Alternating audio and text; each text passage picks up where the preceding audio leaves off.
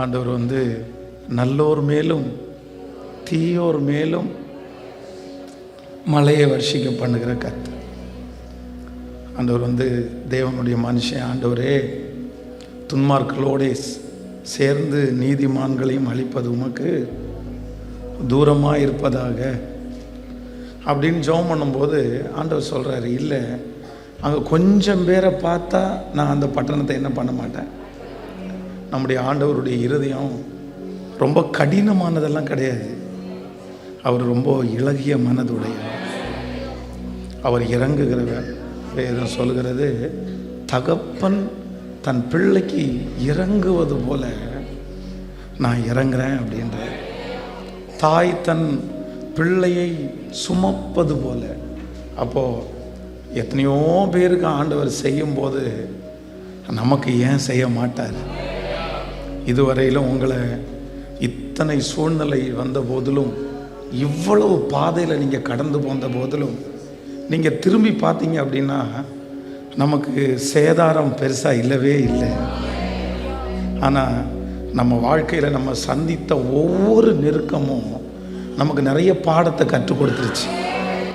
மனுஷன் யார் அப்படின்னு தெரிஞ்சிருச்சு. ஆண்டவர் நமக்கு பாடுகளை கொடுத்து நம்மளை அழிக்கலை. நம்மளை என்ன பண்ணியிருக்கிறாருன்னா, ஒரு வெற்றியுள்ளவர்களாய் கர்த்தர் உருவாக்கி இருக்கிறார். ஸோ இதுவரைக்கும் நீங்கள் சந்தித்த எல்லாம் உங்களை உருவாக்குறதற்கு ஆண்டவர் பயன்படுத்துவாரே. ஆனால் இப்போ நீங்கள் சந்திச்சிட்டு இருக்கிற எல்லாமே கண்டிப்பாக உங்களுக்கு தீமைக்காக நடக்கவே நடக்காது. ஆண்டவர் நிச்சயம் அதில் ஒரு பெரிய நன்மையை கர்த்தர் வைப்பார். ஸோ ஆண்டவர் இந்த 21 நாட்களும் நம்மை நேசித்து அவருடைய வாக்கு தத்தத்தை ஆண்டவர் நமக்கு தந்துட்டே இருந்தார். ஆனால் ஒன்று நினச்சிக்கோங்க, எப்போவுமே ஆண்டவர் சில நேரங்களிலே வாக்கு தத்தத்தை கொடுக்கும்போது எதுவுமே இருக்காது. அதை நம்பவே முடியாது. நீங்கள் ஆண்டவருடைய மனிதர்களுக்கு ஆண்டவர் வாக்கு தத்தம் கொடுக்குறார். யாக்கோபுக்கு ஆண்டவர் வாக்கு தத்தம் கொடுக்குறார். ஒரு இடத்துல ஒரு அனாதையை போல தன்னுடைய வீட்டிலிருந்து துரத்தப்பட்டு தன்னுடைய மனசுக்குள்ளே ஒரு குற்ற மனசாட்சி. சரி, அண்ணனை நம்ம ஏமாற்றிட்டோமோ, அப்பாவை நம்ம ஏமாற்றிட்டோமோ, நம்ம கூட எல்லாம் ஆண்டவர் எப்படி பேசுவாரா? ஒரு விரக்தியில் தான் போகிற வழி என்னன்னே தெரியாமல் இருக்கும்போது ஆண்டவர் வாக்கு தத்தத்தை கொடுக்குறாரு. இல்லை, நான் உன் கூட இருக்கிறேன், உன்னை நான் ஆசீர்வதிப்பேன், உன்னை திரும்பி வர பண்ணுவேன். அப்போது சில நேரங்களில் ஆண்டவர் வாக்கு தத்தத்தை உங்களுக்கு தரும்போது அது நிறைவேறக்கூடிய எந்த சாத்தியமுமே உங்களுக்கு இல்லாமல் இருக்கலாம். பாஸ்டர், இந்த வாக்கு தத்தத்துக்கும் எனக்கு சம்பந்தமே இல்லை பாஸ்டர். ஆண்டவர் இந்த 21 நாள் வாக்கு தத்தம் பேசினார். ஆனால் இது எப்படி நடக்கும்? இது நடப்பதற்கு என்ன? யோசேப்பு தன்னுடைய தரிசனத்தை, தன்னுடைய சொப்பனத்தை பார்க்கும்போது அவனுக்கு வயசு கூட இல்லை. இதை சொல்லலாமா, சொல்லக்கூடாதா? இதை சொன்னால் சகோதரர்கள் நம்ம மேலே பொறாமப்படுவாங்களா, கோவப்படுவாங்களா? எதுவுமே தெரியாமல் அந்த தரிசனம் கிடைச்ச உடனே போய் சொல்கிறான் பாருங்க. ஆனால் அன்னைக்கு முதல்ல அவங்க பகைச்சாங்க. ஆனால் வேதத்தில் ஒன்று ரொம்ப அழகாக இருக்கும். அவனுடைய சகோதரர்கள் எல்லாருமே அவனை பகைக்கும் போது அவனுடைய அப்பா மட்டும் அவன் சொன்ன தரிசனத்தை மனசுலே வச்சிருப்பார். அவன் நீங்கள் வாசித்து பார்த்தீங்கன்னா தெரியும். ஏன் அவர் மனசில் வச்சிருப்பாருன்னா, அவருக்கு தெரியும் ஆண்டவர் வாக்கு தத்தம் கொடுக்கும்போது வயசோ சூழ்நிலையோ எதுவுமே தகுதி இல்லைன்னாலும் அவர் சொன்னதை நிச்சயமாய் நிறைவேற்ற வல்லவராய் இருக்கிறார். ஆமென். உங்கள் பிள்ளைகள் குறித்து ஆண்டவர் வாக்கு தத்தத்தை கொடுத்துருக்கலாம். உங்களை குறித்து ஆண்டவர் வாக்கு தத்தத்தை கொடுத்துருக்கலாம். உங்களுடைய வருமானத்தை குறித்து ஆண்டவர் பேசியிருக்கலாம். ஆனால் இந்த 21 நாள் முடிஞ்சதுக்கு அப்புறம் கூட இந்த வாக்கு தத்தம் எப்படி நிறைவேறும்? இதுக்கு என்ன எங்கிட்ட இருக்குது? ஆனால் நான் நம்புகிறேன், அவர் சொன்ன வார்த்தை ஒன்றாகிலும் தரையிலே விழவே விழாது. சொன்னவர் மனிதன் அல்ல, அவர் மனம் மாற அவர் மனுபுத்திரன் அல்ல. அவர் சொன்னதை செய்யும் அளவும் உங்களை கர்த்தர் கைவிடுவதே இல்லை. அவர் சொன்னதை செய்யும் அளவும் உங்களை கைவிடுவதே இல்லை. ஆமென். ஆனால் ஆண்டவருடைய பிள்ளைகள் இந்த வாக்குத்தத்தத்தை நீங்கள் நிறைய நேசிக்கணும். என்னுடைய வாழ்க்கையில் நான் பிழைத்திருப்பதே வார்த்தையினால் தான் பிழைத்திருக்கிறேன். நான் வாழ்ந்திருப்பது வார்த்தையில், நான் உடல் சரியாக இருப்பது இந்த வார்த்தையினால். முழுக்க முழுக்க என்னுடைய பின்னாடி நான் யோசிச்சு பார்த்தேன்னா ஒன்றுமே இல்லைங்க, ஒன்றுமே இல்லைங்க. இந்த வார்த்தை மட்டும்தாங்க. இந்த வார்த்தை என்னை உருவாக்கிருச்சு, இந்த வார்த்தை எனக்கு கற்றுக் கொடுத்துருச்சு, இந்த வார்த்தை என்னை பிழைக்க வச்சிருச்சு, இந்த வார்த்தை உலகத்தில் இருக்கிற அநேக ஆசீர்வாதத்தை எனக்கு கொண்டு வந்துருச்சு. ஆனால் இந்த வார்த்தையை நான் பிடிச்சது எப்படி பிடிச்சேன்னா அப்படியே கட்டி அணைச்சி பிடிச்சேன். 1000 பேர் உட்கார்ந்துட்டு இருந்தாலும் நான் என்ன நினைப்பேன்னா இந்த வார்த்தை 1000 பேருக்கு இல்லை, எனக்கு. இந்த வார்த்தையை கேட்டு அழுவேன், இந்த வார்த்தையை கேட்டு சிரிப்பேன், இந்த வார்த்தையை கேட்டு தனி ரூமில் அப்படியே குதிச்சிருக்கேன். நான் வார்த்தை அப்படியே சோகமாயிருக்கிறேன். இந்த வார்த்தையில் ஆறுதல் அடைஞ்சிருக்கிறேன். என்னுடைய வாழ்க்கையினுடைய பெரிய பகுதி இந்த வார்த்தையால் உண்டானதுனால நான் இன்றும் ஜீவித்து இருக்கிறேன். அதனால் சில நேரத்தில் வாக்குத்தத்தங்கள் உங்களுக்கு தூரத்தில் தான் இருக்கும், அது எட்டாத உயரத்தில் இருக்கும். அதை எட்டி பிடிக்கிறதுக்கு வயசு உங்களுக்கு இருக்காது, அதை எட்டி பிடிக்கிறதுக்கு ஞானம் உங்களுக்கு இருக்காது. ஆனால் நான் நம்புகிறேன், நீங்கள் தூரத்தில் பார்க்குற அந்த வசனத்தை கட்டி அணைச்சிக்கணும். எனக்கு தான் ஆண்டவரே, எனக்கு தான் ஆண்டவரே. ஆமென். நடப்பதை நடக்குதுன்னு சொல்கிறவன் மனுஷன், ஆனால் நடக்காத ஒன்றை நான் நடத்துவேன் என்று சொல்லுகிறவர் கர்த்தர். கர்த்தர் அவர் திசை திருப்புகிறவர். அதனால் நான் உங்கள் எல்லாரையும் பிளஸ் பண்ணுறேன். இந்த 21 நாட்களும் நம்முடைய திருச்சபைக்கு நமக்கு சொன்ன அத்தனை வார்த்தைகளும் உங்கள் தலை மேலையும் உங்கள் பிள்ளைகளுடைய தலை மேலையும், கர்த்தருடைய வருகை தாமதிக்குமானால் உங்கள் சன்னதி மேலையும் அப்படியே இருக்கும், அப்படியே இருக்கும். கர்த்தரே அதை செய்து முடிப்பார். உங்கள்கிட்ட ஒன்றுமே இல்லைன்னாலும் கர்த்தர் அதை செய்து முடிக்கிறதற்கு வல்லவராக. நான் நம்புகிறேன், ஆண்டவர் சில நேரத்தில் வாக்குத்தத்தத்தை கொடுக்கும்போது நான் நம்புகிறேன் அந்த ரோடு ஆயத்தமாக இருக்கும், வழி ஆயத்தமாக இருக்கும். இல்லவே இல்லை, திடீர்னு நமக்காக ஒரு பாதை ஓப்பன் ஆகும். ஆமாம், அதான் சொல்கிறாரு, காற்றையும் காண மாட்டாய், மழையையும் பார்க்க மாட்டாய், ஆனாலும் உன் பள்ளத்தாக்கு தண்ணீரால் நிரப்பப்படும். ஆமென். எதையுமே நம்ம பார்க்கணும்னு அவசியம் எல்லாம் கிடையாது. சில நேரத்தில் சிலதை முன்கூட்டியே காமிச்சு இப்படி ஒன்றை நடத்துவேன்னு சொல்லுவார். சில நேரத்தில் நடக்கிற வரைக்கும் அமைதியாகவே இருப்பார். ஆனால் அவர் சொன்னதை கண்டிப்பாக கர்த்தர் செய்து முடிக்கிறவர். ஆனால் நீங்கள் ரொம்ப கவனமாக இருக்க வேண்டியது என்னென்னா, மாம்சத்தில் மட்டும் எப்போவுமே எந்த முயற்சியுமே நீங்கள் எடுக்க மாட்டேன்னு நீங்கள் தீர்மானம் எடுக்கணும் எப்பவுமே. ஏன்னா இந்த உலகம் உங்களை எப்படி தள்ளும்னா, மாம்சத்தில் முயற்சி எடுக்கிறதுக்கு தள்ளிகிட்டே இருக்கும். அதுதான் கரெக்ட் அப்படின்னு சொல்லும். கவனிங்க, தாவீது சிங்கத்தினுடைய கெபிக்குள்ளே இருக்கும்போது முன்னாடி சவுல் படுத்து கிடக்கிறாரு. அப்போது பின்னாடி இருக்கிறவங்க என்ன சொல்கிறாங்க அப்படின்னு சொன்னால், இது ரைட் டைம், இது சரியான நேரம், நீங்கள் அவனை அட்டாக் பண்ணுறதுக்கு இது சரியான நேரம். அதில் ஒரு வார்த்தை சொல்லுவாங்க, இதை கர்த்தரே உனக்கு என்ன பண்ணியிருக்கிறாரு, வாக்கிய பண்ணியிருக்கிறாரு. இந்த மாதிரி ஒரு சந்தர்ப்பம் நீ நினைச்சா கூட நடக்காது, இது கடவுள் ஏற்படுத்தினது.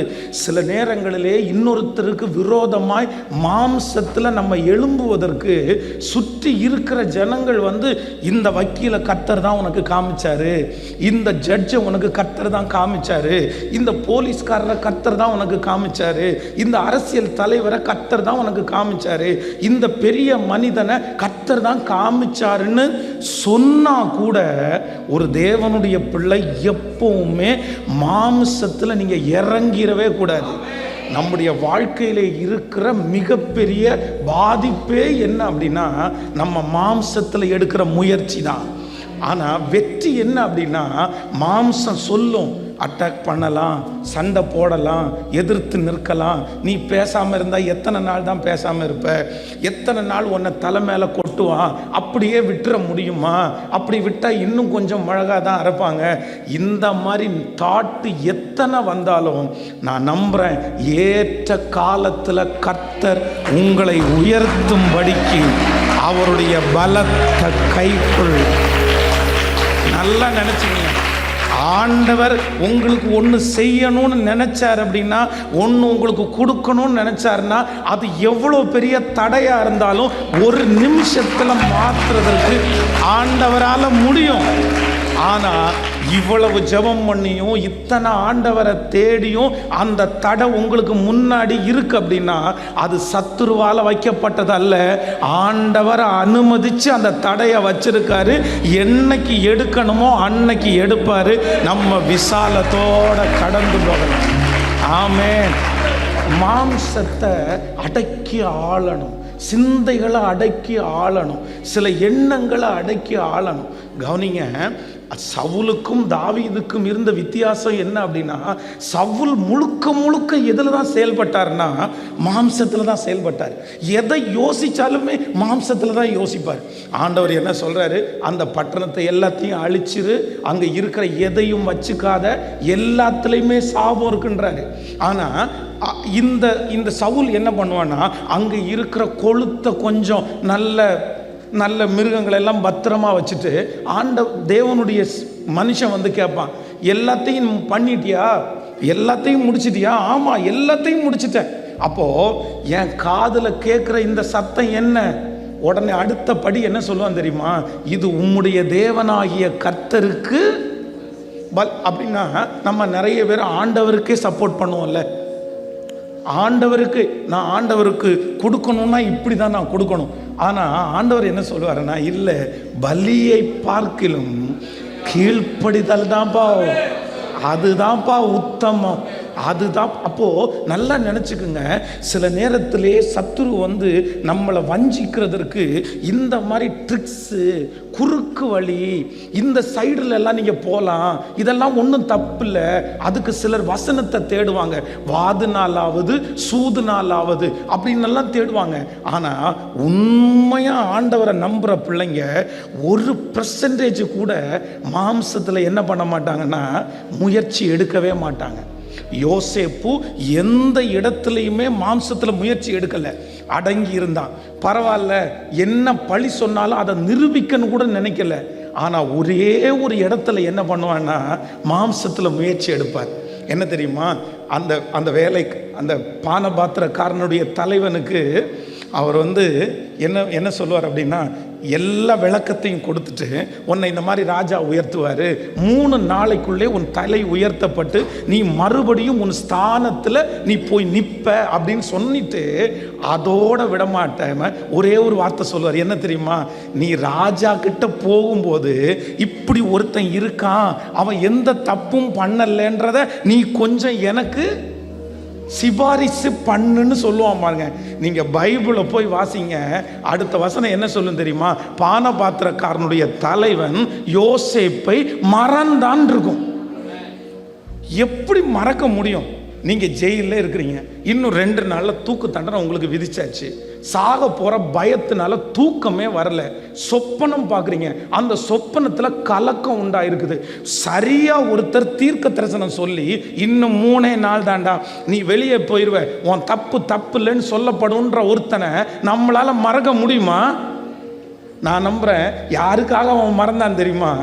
ஆண்டவர் யோசேப்பை பார்த்து சொல்றாரு, உன் வாழ்க்கையில என்ன பண்ணணும், எங்க பண்ணணும், எப்ப பண்ணணும், யாரிடத்துல பண்ணணும், சகலத்தையும் தன் கரத்திலே வைத்திருக்கிறவர் கர்த்தர். ஏன்னா நம்மளை அவர் பார்த்தது இப்ப கிடையாது. 5 வருஷத்துக்கு முன்னாடி நீங்க ரட்சிக்கப்பட்டிருக்கலாம், 10 வருஷத்துக்கு முன்னாடி நீங்க ரட்சிக்கப்பட்டிருக்கலாம். ஆனா நான் நம்புறேன், உங்களை என்னையும் கர்த்தர் பார்த்தது எப்ப தெரியுமா? கருவில் உண்டாகிறதுக்கு முன்பாகவே ஆண்டவர் நம்மளை பார்த்துட்டாரு. நம்முடைய குணம் என்னன்னு அவருக்கு தெரியும். நம்முடைய எலும்புகள் உருவேறு முதற்கொண்டே கர்த்தர் அறிந்திருக்கிறார். அதனால எதை குறிச்சுமே ரொம்ப பெருசா ஃபீல் பண்ணிக்காதீங்க. நான் நம்புறேன் இதுக்கு முன்னாடி நடந்தது எல்லாத்தையும் நன்மையாய் மாற்றி இருக்கிறார். இப்ப நடக்கிறதையும் நன்மையாய் மாற்ற போற, இனி நடக்க போகிறதையும் நமக்கு நன்மையாய். ஹல்லேலூயா. நான் யார் என்று நீர் அறிவீர், வாழ்நாளெல்லாம் என்னை நடத்துவீர். நான் யார் என்று நீர் அறிவீர், வாழ்நாளெல்லாம் என்னை நடத்துவீர். நடத்துவீர், என்னை நடத்துவீர். நடத்துவீர், என்னை நடத்துவீர். நான் வானத்திற்கு ஏறினாலும் அங்கே இருக்கிறீர், பாதாளத்தில் படுத்தாலும் அங்கும் இருக்கிறீர். நான் வானத்திற்கு ஏறினாலும் அங்கே இருக்கிறீர், பாதாளத்தில் படுத்தாலும் அங்கும் இருக்கிறீர். என் நினைவுகளை எல்லாம் அறிவீர், என்னை முற்றும் அறிந்திருக்கின்றீர். என் நினைவுகளை எல்லாம் அறிவீர், என்னை முற்றும் அறிந்திருக்கின்றீர். அறிந்தவரே, என்னை அறிந்தவரே, அறிந்தவரே, என்னை அறிந்தவரே. சொல்லுவோம், அறிந்தவரே. என் நினைவுகளை எல்லாம் தூரத்திலிருந்து அறிகிறவர், என்னை அறிந்தவரே, அறிந்தவரே, என்னை அறிந்தவரே. ஹல்லேலூயா. எத்தனை பேர் ஆமோதிக்கிறீங்க? முழுக்க முழுக்க முழுக்க 100% எதை நீங்கள் கொஞ்சம் கொஞ்சமாக அழிக்கணும் அப்படின்னா மாம்ச சிந்தையை அழிச்சிட்டே இருக்கணும். எல்லாத்தையுமே அதை யோசித்த உடனே, ஒரு காரியம் நடந்த உடனே பைபிளை தான் தேடணும், இல்லைன்னா உடனே கர்த்தரை தான் தேடணும். ஆண்டவர் இந்த இடத்துல இருந்தால் என்ன பண்ணியிருப்பாரு, ஆண்டவர் இதை எப்படி கையாளுவார், ஆண்டவர் இதை எப்படி சொல்லுவார், இந்த மாதிரி நீங்க பார்க்குற ஒரு எண்ணம் உங்களுக்குள்ள இருந்துச்சுன்னா நான் நம்புறேன் சீக்கிரமா நீங்க தடுமாறவே மாட்டீங்க, நீங்க விழவே மாட்டீங்க. நீங்க நிறைய வாலிப தம்பிங்க தங்கச்சிங்கெல்லாம் நிறைய பேர் இருக்கிறீங்க. நான் என்ன நம்புறேன் அப்படின்னு சொன்னா, எனக்கு பிடிக்குமா, எங்க பாஸ்டருக்கு பிடிக்குமா, எங்க அம்மா அப்பாவுக்கு பிடிக்குமா, என் ஃபியூச்சருக்கு நல்லா இருக்குமா, அப்படியெல்லாம் யோசிக்க கூடாது. நீங்க பண்றது சரியா தப்பா அப்படின்றத எதுல நீங்க பார்க்க முடியும்னா, இதுல ஆண்டவர் இருந்தா என்ன பண்ணுவாரு. சிலர் இந்த ஃப்ரெண்ட்ஸு சேர்ந்து நிறைய பேர் பேசிக்குவாங்க தெரியுமா. அப்போ பேசும்போது பெரியவங்க சொல்லுவாங்க, ஏன்டா இப்படி பேசிகிட்டு இருக்கிறீங்க, இப்படியெல்லாம் பேசக்கூடாது அப்படின்னு சொல்லுவாங்க.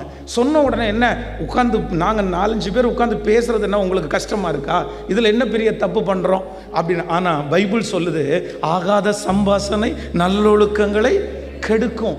சில நேரத்தில் அப்படிதான். நம்ம எல்லாவற்றிலையும் ஒரு தேவனுடைய பிள்ளை எப்போ என்ன யோசிக்கணும் அப்படின்னா, ஆண்டவர் கர்த்தர் அவருடைய வார்த்தை அப்படிப்பட்டவர்களுக்கு இடரல் இல்லவே இல்லை. இந்த மாசத்துல நீங்க நிறைய கண்ணீரோட விதைச்சிருக்கிறீங்க, இந்த இடத்துல நிறைய பேர் விதைச்சிருக்கீங்க, நிறைய பேர் உங்களுடைய ரூம்ல கண்ணீரோட விதைச்சிருக்கிறீங்க. நான் நம்புறேன் வர்ற மாசம் நீங்க கம்பீரமாய் அறுக்கிற மாசம். அள்ளி தூவும் விதையை சுமந்து கொண்டு போகிறவன் அழுது கொண்டே போகிறான். அள்ளி தூவும் விதையை சுமந்து கொண்டு போகிறவன் அழுது கொண்டே போகிறான். 2023 வருஷம் நீங்க அழுதுட்டே போனத 2024 வருஷத்துல கர்த்தர் கம்பீரமாய் அறுக்க பண்ண போகிறார். ஆகஸ்ட் மாதம் கண்ணீரோடு விதைச்சத கர்த்தர் அடுத்த மாதம் நமக்கு கம்பீரமாய், இது நிச்சயம் நடக்கும், இது கர்த்தருடைய வார்த்தை. நீங்க இந்த இடத்துல சாட்சி சொல்லுவீங்க, கர்த்தர் உங்களை சாட்சியாய் நிறுத்துவார். நன்றி ஆண்டவரே, நன்றி. ஆமென் சொல்லுங்க. நான் இன்றைக்கு இந்த இந்த வாக்குத்தத்த கூட்டத்தினுடைய அந்த ஃபினிஷிங், இந்த கடைசியில் நான் கர்த்தருடைய சமூகத்திலே ஒரு வாக்குத்தத்தத்திற்காக நான் ஜெபித்த போது ஆண்டவர் எனக்கு ரொம்ப பரிச்சயமான, நான் ரொம்ப நேசிக்கிற ஒரு வசனத்தை திரும்பவும் ஞாபகப்படுத்தினார். யோபுவினுடைய புஸ்தகம், நீங்கள் 8வது அதிகாரத்தினுடைய 7வது வசனத்தை எல்லாரும் நம்ம சேர்ந்து வாசிக்க போகிறோம். யோபுவின் புஸ்தகம் 8ஆம் அதிகாரத்தினுடைய 7வது வசனம் சேர்ந்து வாசிக்கலாமா? உம்முடைய துவக்கம் அற்பமாயிருந்தாலும் உம்முடைய முடிவு சம்பூரணமாயிருக்கும்.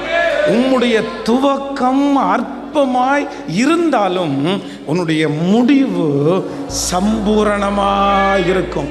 ஆண்டவர் இன்றைக்கு இந்த சத்தத்தை கேட்கிற ஒவ்வொரு பிள்ளைகளுக்கும் ஆண்டவர் வாக்கு கொடுக்கிறார்.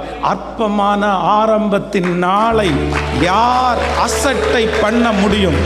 ஆரம்பம் அற்பமாய் இருந்தாலும் முடிவு சம்பூரணமாயிருக்கும். ஒருவேளை இன்றைக்கு இந்த சத்தத்தை கேட்கும் போது உங்களுடைய ஆரம்பம் அற்பமாயிருக்கலாம். நிறைய காரியத்தை ஆரம்பிச்சு நீங்க தோற்று போயிருக்கலாம். இந்த ஆரம்பத்தை நிறைய பேர் அசட்டை பண்றாங்க. இது உனக்கு சம்பூரணமா முடியாது, இது உனக்கு வெற்றியா முடியாது, இதுல ஒரு பெரிய தோல்வியை நீ பார்க்க போற. ஆனா ஆண்டவர் இன்று ஆணித்தரமாய் வாக்கு கொடுக்கிறார். இந்த காரியத்தினுடைய முடிவு சம்பூரணமாய் முடிய போகிறது. இந்த காரியம் நன்மையாய் முடிய போகிறது. இது அற்பமாய் இருந்தாலும் முடிவை சம்பூரணமாய் மாற்றுகிறவர். அதான் நெகேமியா அலங்கத்தை கட்டி கொண்டிருக்கும் போது சன்பல்லாத்து, தொபியா, கேஷேம் இப்படிப்பட்ட ஆட்கள் எல்லாம் என்ன சொல்றாங்கன்னா, அவங்க கட்டினாலும் என்ன, ஒரு நரி ஏறி போனா என்ன பண்ணும்? அவ்வளோதான், அது இடிஞ்சு விழும். ஒரு நரி ஏறி போனா இடிஞ்சு விழும். நீங்க விட்டுருங்க, நம்ம இடிக்க வேண்டாம், நம்ம தள்ள வேண்டாம், அவனே முடிஞ்சிருவான், அதுவே இடிஞ்சு விழுந்துரும். ஆனா நான் நம்புகிறேன், கர்த்தருடைய கைகள் செருபாபேலுடைய கையில் இருக்கிற தூக்கு நூலை ஆசையாய் பார்க்கிறது. அதை இடிக்கிறதற்கு ஒரு மனிதனாலும் முடியவே முடியாது. நான் நம்புகிறேன் உங்க பிள்ளைகளுடைய வாழ்க்கை, உங்களுடைய வாழ்க்கை யார் யாருக்கு முன்னாடி எல்லாம் அற்பமா இருக்கிறதோ, கர்த்தர் சொல்றாரு, இந்த அற்பமான ஆரம்பத்தை பார்த்து மனசு விட்டுறாத. இந்த அற்பமான ஆரம்பத்தை பார்த்து மனம் தளராத. இது அற்பமாக தான் இருக்கும். ஆண்டவரே, நான் பல வருஷமா அற்பமா பார்த்துட்டுப்பட்டிருக்கிறேனே, ஒரு நாள் 2 நாள்னா கூட பரவாயில்ல, எத்தனை வருஷமா நான் அற்பமாய் பார்க்கப்படுகிறேன். ஆனா ஆண்டவர் தெளிவா வாக்கு கொடுக்கிறாரு, இந்த 21 நாட்களும் உன்னோட நான் பேசினதற்கு ஒரு நோக்கம் உண்டு. உங்களை எழுப்புறதற்கு கர்த்தர் ஆரம்பிச்சுட்டாரு, உங்களை ஆசீர்வதிக்கிறதுக்கு ஆரம்பிச்சுட்டாரு. உன் பிள்ளையினுடைய வாழ்க்கை சம்பூரணமாய் இருக்கும், அவனுடைய முடிவு வெற்றியா இருக்கும். இந்த பிரச்சனையினுடைய முடிவு, இந்த சூழ்நிலையினுடைய முடிவு, அது கண்ணீராய் அல்ல, களிப்பாய் மாறப்போகிறது. இஸ்ரவேல் ஜனங்களுக்கு விரோதமாய் லெட்டர் எழுதப்பட்டு கையெழுத்து போடப்பட்டு நாள் குறிக்கப்பட்டு, இந்த நாள் இந்த நேரம் எல்லாரையும் கொல்லுங்கன்னு சட்டம் ராஜாவினிடத்திலிருந்து புறப்பட்டது. எல்லாருடைய இருதயமும் இது என்னமாய் முடியுமோ, இது மோசமா முடியுமோ, ஒரே நாளில் எல்லாரும் நம்ம செத்துருவோமோ அப்படின்னு அவருடைய இருதயம் அங்கலாய்க்கும் போது அடுத்து ஒரு லெட்டர் வருது. காரியம் மாறுதலாய் முடிந்தது, காரியம் மாறுதலாய் முடிந்தது. உங்கள் துவக்கம் அற்பமாய் இருந்தாலும் உங்களுடைய முடிவை சம்பூரணமாய் பார்க்கிற கர்த்தர், அவங்க பார்க்கட்டும் சிஸ்டர், அவங்க அப்படி பார்க்கட்டும் பிரதர், உங்களை அற்பமாகவே பார்க்கட்டும், உங்கள் பிள்ளைகளை அற்பமாகவே பார்க்கட்டும், நீங்கள் நடந்து போகும்போது அற்பமாகவே பார்க்கட்டும். அவங்க அற்பமாக பார்க்கறதுக்கு ஒரு காரணம் இருக்கு, காரணம் இருக்கு. இந்த உலகத்தில் இருக்கிற அத்தனை பேரை அற்பமாக பார்த்தாலும் செருபாபேலுடைய கையில் இருக்கிற தூக்கு நூலை கர்த்தர் ஆசையாய் பார்க்கிறார், ஆசையாய் பார்க்கிறார். 2005 வருடத்தில் கோயம்புத்தூரில் ரத்தினபுரி என்கிற இடத்துல வந்து ஊழியத்தை ஆரம்பிக்கிறதற்காக காலடி எடுத்து வச்சேன். ஒரு வெளிச்சமோ ஒரு வெளிப்பாடோ ஒரு நடத்துதலோ அப்படி எதுவுமே இல்லை.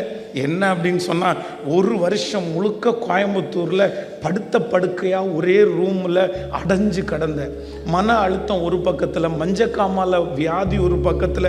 அதனால் ஆனால் ஊழியத்திற்காக அர்ப்பணித்து பைபிள் காலேஜ் படித்து முடித்து ஒரு பெரிய சர்ச்சை நடத்திட்டு திடீர்னு இடையில இப்படி ஒரு பலவீனம் வந்து படுத்த படுக்கையாக ஒரே வருஷம் முழுவதும் ஒரு ரூமில் இருந்தேன். அப்போது எனக்கு வந்து அப்படி படுத்து கிடைக்கிறதுக்கு பிடிக்கல.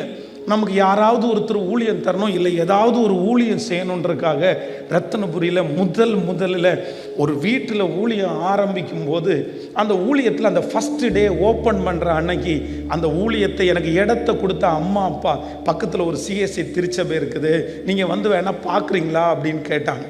நான் தாராளமாக பார்க்குறேன் அப்படின்னு சொன்னேன். அப்போ வந்து நான் உள்ளே போய் அந்த ஏரியாவினுடைய அந்த சர்ச்சை பார்க்கும்போது ஒரு 5 வயதானவங்க டேபிள் மேலே உட்காண்டிருந்தாங்க. என்னை கூட்டிகிட்டு போனவருடைய பேர் வெஸ்லி. அப்போ வந்து அவன்கிட்ட வெஸ்லி நல்லா இருக்கியா அப்படின்னு பேசிட்டு, என்ன சர்ச்சு பக்கமாகவே காணோம் ஒன்று அப்படின்னு எல்லாம் பேசிட்டு, இந்த தம்பி யார் அப்படின்னு கேட்டான். உடனே அவர் சொன்னார், இந்த ஏரியாவில் ஊழியம் ஆரம்பிக்க போகிறாரு, அதுக்காக சர்ச்சை காமிக்கிறதுக்காக வந்தேன் அப்படின்னு.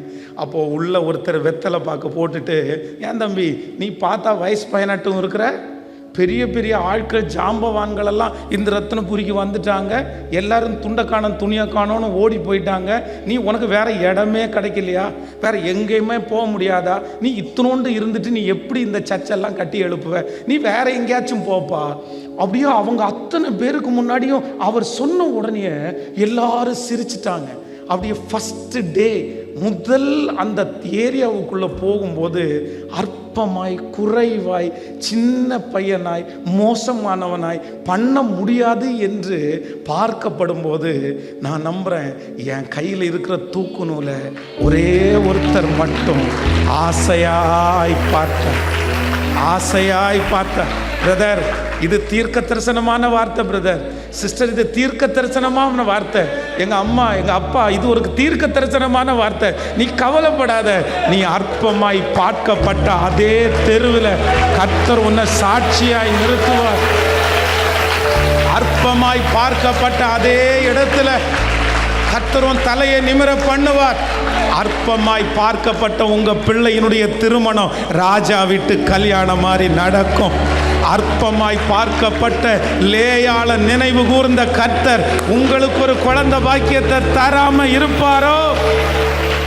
எப்பவுமே ஆண்டவர் யார் பட்சத்தில் அதிகமாக இருக்கிறார்னா அற்பமாக பார்க்கப்படுகிறவங்க பட்சத்தில் தான் கர்த்தர் எப்பொழுதுமே இருக்கிறாரு. அவருடைய கண்ணு யார் மேலேயும் திரும்பாது. யாக்கோபு வேணா ஒரு மனைவியை நேசிச்சிருக்கலாம், யாக்கோபு வேணா அடிக்கடி அவ வீட்டுக்கு கடந்து போகலாம், என் இருதயத்திற்கு ஏற்றவன்னு அவங்கள பார்த்து சொல்லலாம். ஆனால் நான் நம்புறேன், கர்த்தருடைய கண்ணு யாரை பார்த்துச்சுன்னா அற்பமாக எண்ணப்பட்ட அந்த மனுஷியை தான் பார்த்துச்சு. அவ கண்ணுக்கு முன்னாடியே கர்த்தர் குழந்தைகளை கொடுத்து பலப்படுத்தின அந்த தேவனுடைய மகிமை இந்த ஆலயம் முழுவதும் அப்படியே நிரம்பி இருக்குது. இந்த ஆலயத்தினுடைய மகிமை பெரிதா இருக்க போகிறது. இதுவல்ல இந்த ஊழியத்தினுடைய வளர்ச்சி முடிவு சம்பூரணமாய்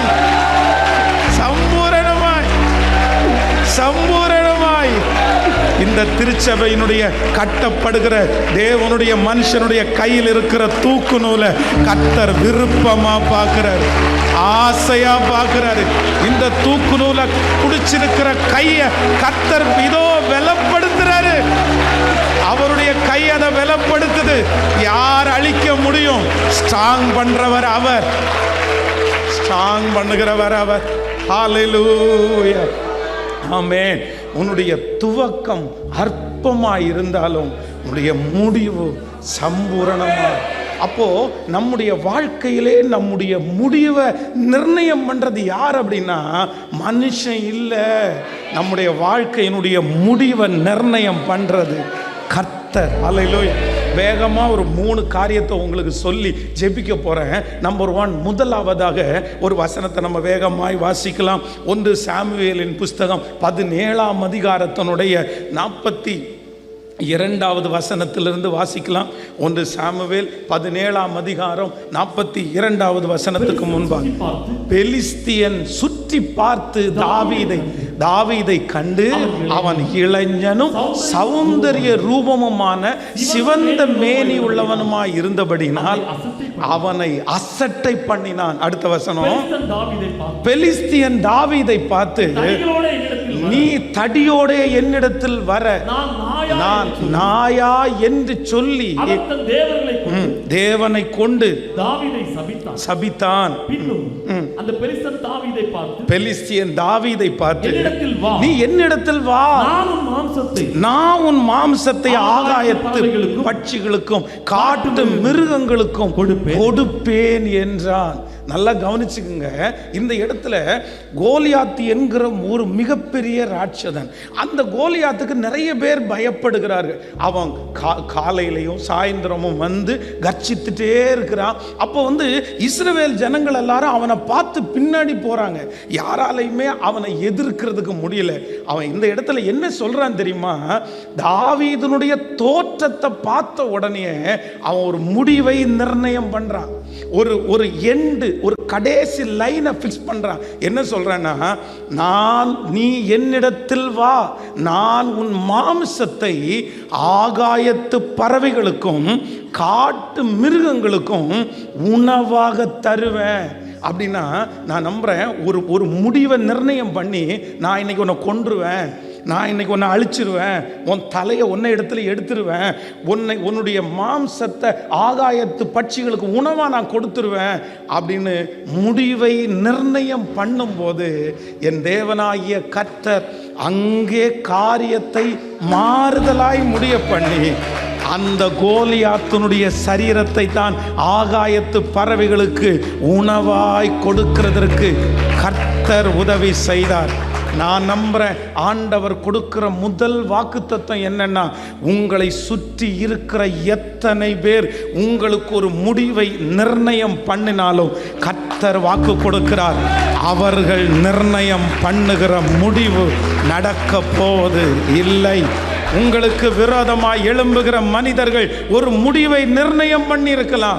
நான் உன்னை தூக்கிடுவேன், நான் உன்னை அழிச்சிருவேன், நான் உன்னை எடுத்துருவேன், இன்னும் கொஞ்ச நாளைக்குள்ள நீ ஒன்றும் இல்லாமல் போயிடுவ, நீ பார்த்துட்டே இரு, நீ என்னைக்கு அழிய போற தெரியுமா அப்படின்னு உங்களை சுற்றி இருக்கிற ஆயிரக்கணக்கான பேர் என்ன முடிவை நிர்ணயம் பண்ணினாலும் இன்றைக்கு உங்கள் மத்தியில் பேசுகிற ஆவியானவர் அவர் வாக்கு கொடுக்கிறார். அவர்கள் நிர்ணயம் பண்ணின முடிவு நடக்க போவது இல்லை. அவங்க நினைச்சது மாதிரி உங்க பிள்ளைக்கு நடக்க போவது இல்லை. எத்தனை பேர் ஆமோதிக்கிறீர்கள்? அவர்கள் நினைச்சது போல உங்க குடும்பத்துக்கு நடக்க போவது இல்லை. அவங்க நினைச்சது எதுவும் நடக்காது. முடிவை நிர்ணயம் பண்ணுகிறவர் கர்த்தர். உங்களுடைய என்னுடைய காலங்கள் நம்முடைய எதிரியினுடைய கையில இல்லை, நமக்கு விரோதமாய் நிற்கிறவருடைய கையிலே அல்ல. சிலர் ரொம்ப பயப்படுறாங்க, அவங்க நினைச்சது மாதிரி நடந்துருமோ, அவங்க நினைச்சது மாதிரி ஆயிருமோ. நான் நம்புறேன், சில நேரத்தில் அவங்க ஏதோ ஒரு வார்த்தை சொல்லி அந்த வார்த்தையினுடைய பாதையில் நீங்க போயிட்டு இருக்கிற மாதிரி தோணலாம். யோசேப்புக்கு விரோதமாய் அவனுடைய சகோதரர்கள் எல்லாம் ஒரு முடிவை நிர்ணயம் பண்றாங்க.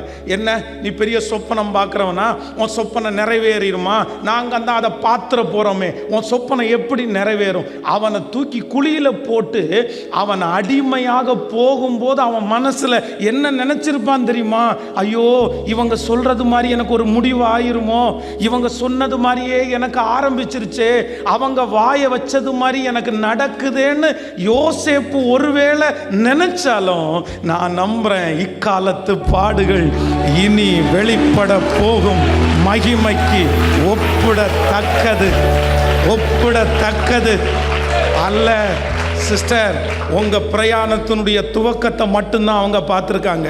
பிரதர், உங்க பிரயாணத்தினுடைய துவக்கத்தை மட்டும்தான் அவங்க பார்த்துருக்காங்க, ஆனா முடிவை நிர்ணயம் பண்ணுகிறது அவங்க கிடையாது, எதிரி கிடையாது. அவங்க எவ்வளவு பெரிய ஆளா இருந்தாலும் உங்க முடிவை நிர்ணயம் பண்ணுகிறவர் கர்த்தராகிய ஆண்டவர். என் காலங்கள் கர்த்தருடைய கரத்திலே இருக்கிறது, கரத்தில் வச்சிருக்கிறாரு, கரத்தில் வச்சிருக்கிறாரு. யாராவது ஒருத்தர் தளர்ந்து போய் வந்திருக்கலாம் பாஸ்டர், உண்மையிலே அப்படிதான் பாஸ்டர், நான் ரொம்ப உடஞ்சு போய் வந்திருக்கிறேன் பாஸ்டர், அவங்க நினைச்சது மாதிரியே என் பிள்ளைக்கு 1000 போல தெரியுது பாஸ்டர், அப்படிதான் பாஸ்டர் எல்லாமே கடந்து போச்சு, நான் விட்டுட்டேன், மனசே விட்டுட்டேன். இல்லை இல்லை, ஆண்டவர் சொல்றார், இதுல ஒரு பெரிய நன்மையை கர்த்தர் வைத்திருக்கிறார். ஹல்லேலூயா. அக்கினி சூளைக்குள்ள சாத்ராக், மேஷாக், ஆபேத் நேகோவை போடுவதற்காக தீர்மானம் பண்ணும்போது 7 மடங்கு அக்கினி சூளையை அப்படியே பெருசு பண்ணும்போது எல்லாரும் என்ன நினைச்சாங்க தெரியுமா? அங்க இருக்கிற ராஜா முதற்கொண்டு எல்லாரும் முடிவை நிர்ணயம் பண்ணிட்டாங்க, இதுதான் நடக்க போகுது, இதுதான் நடக்க போகிறது. ஆனா அவங்க நிர்ணயம் பண்ணுகிற முடிவு நடக்கவில்லை. ஹல்லேலூயா. நம்பர் 1, உங்களுடைய இருதயத்தில் ஆணித்தரமாக எழுதி வைக்கணும், அன்றியும் அவருடைய தீர்மானத்தின்படி அழைக்கப்பட்டவர்களாகி தேவனிடத்தில் அன்பு கூறுகிறவர்களுக்கு சகலம் சகலம் சகலம் எப்பேற்பட்ட இருதயத்தையும் திருப்புவதற்கு கர்த்தரால முடியும். எவ்வளவுமா கடினமான இருதயமானாலும் என் கர்த்தரால மாற்ற முடியாத இருதயம்னு ஒன்று கிடையவே கிடையாது. எத்தனை பேர் ஆமோதிக்கிறீர்கள்? இன்றைக்கு நடக்க போகுது, இன்று நடக்க போகுது. நான் நம்புறேன், இந்த பிரசன்னத்தில் அப்படியே கர்த்தருடைய பிரசன்னத்தை நான் சுமந்துட்டு இருக்கும் போதே நான் உங்களுக்காக ஜெபம் பண்றேன், நான் உங்களுக்காக ஜெபம் பண்றேன். முடிவை நிர்ணயம் பண்ணுகிற கர்த்தர். அப்பா அப்பா, திரும்பி பாருங்க ஆண்டவரே, உன் மகா இப்படிதான் ஆக போறா அப்படின்னு முடிவை நிர்ணயம் பண்ணிட்டாங்கப்பா. உன் மக இப்படிதான் ஆக போறான்னு எங்க பிள்ளைகளுடைய மனசை அப்படியே உடைச்சிட்டாங்க ஆண்டவரே. வெளியில நல்லவங்கள மாதிரி பேசினாலும், வெளியில ரொம்ப நல்லா வருவீங்கன்னு சொன்னாலும், அவங்க இருதயத்துக்குள்ள உன் ஆட்டம் ஒரு நாள் அடங்கும், நீ அடங்குவ, நீ அப்படி ஆயிருவ, இப்படி ஆயிருவ. நாங்க பார்க்கத்தானே போறோம். எத்தனை பேர் இன்னும் எத்தனை நாளைக்கு. ஆனா இப்போ உம்முடைய பலிபீடத்தில் இருந்து இந்த செய்தியை உங்க பிள்ளைகளுக்கு கொடுக்கும் போதே திறப்புல நிக்கிறேன். இல்ல, முடிவை நிர்ணயம் பண்ணுகிற பரலோகம், முடிவை நிர்ணயம் பண்ணுகிற கர்த்தர், முடிவை மாறுதலாய் முடிய பண்ணுகிற கர்த்தர். உன் நினைவு என் நினைவு அல்ல, உன் வழிகள் என் வழிகளும் அல்ல. எங்களை குறித்து நீர் நினைத்திருக்கிற நினைவுகள் எங்கள் திராணிக்கும் எங்களுடைய தாளந்துகளுக்கும் எங்களுடைய பின்னணிக்கும் மிஞ்சினதே. ஹல்லேலூயா. நான் யார் என்று நீர் அறிவி, வாழ்நாளெல்லாம் என்னை நடத்துவி. நான் யார் என்று நீர் அறிவி, வாழ்நாளெல்லாம் என்னை நடத்துவி. கரங்களை மேல தட்டி நடத்துவி, என்னை நடத்துவி, நடத்துவி, என்னை நடத்துவி. நான் வானத்திற்கு ஏறினாலும் அங்கே இருக்கிறேன், பாதாளத்தில் படுத்தாலும் அங்கும் இருக்கிறேன். வானத்திற்கு ஏறினாலும் அங்கே இருக்கிறேன், பாதாளத்தில் படுத்தாலும் அங்கும் இருக்கு. ஓ, என் நினைவுகளை எல்லாம் அறிவி, என்னை முற்றும் அறிந்திருக்கின்றே இயேசுவே. நினைவுகளை எல்லாம் அறிவி, என்னை முற்றும் அறிந்திருக்கின்றே. கைய மேல தட்டி அறிந்தவரே, என்னை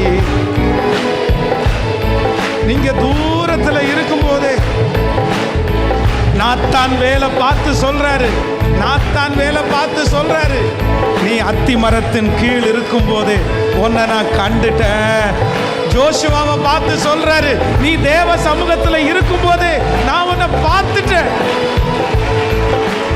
யாருமே அறியாத ஒன்ன நான் பார்த்துட்டேன், யாருக்குமே தெரியாத ஒன்ன பார்த்துட்டேன். மனுஷன் முடிவை நிர்ணயம் பண்ண முடியாது, உன் முடிவு சம்பூரணமா இருக்கும். மனுஷன் சொல்ற வார்த்தை நடக்காது, கோர்ட்ல சொன்ன வார்த்தை நடக்காது, சொந்தக்காரங்க சொன்ன வார்த்தை நடக்காது, சுற்றி இருக்கிறவங்க சொன்ன வார்த்தை நடப்பது இல்லை.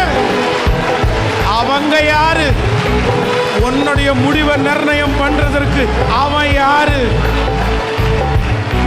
இயேசுவே, அறிந்தவரே, என்னை அறிந்தவரே, அறிந்தவரே, என்னை அறிந்தவரே, என் கருவை உம் கண்கள் கண்டதே, என் உருவம் உம் பார்வையில் விழுந்ததே, என் கருவை உம் கண்கள் கண்டதே,